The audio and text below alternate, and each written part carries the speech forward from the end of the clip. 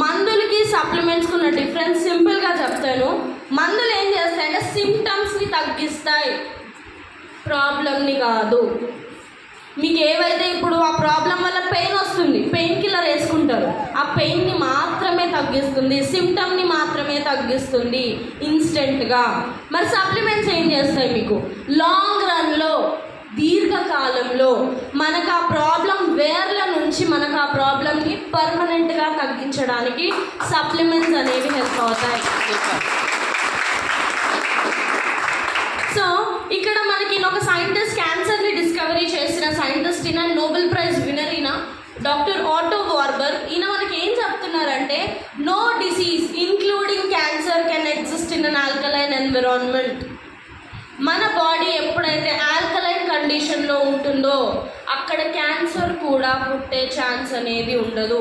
మన బాడీలో మినరల్స్ అనేవి అంత ఇంపార్టెంట్ రోల్ని ప్లే చేస్తుంది.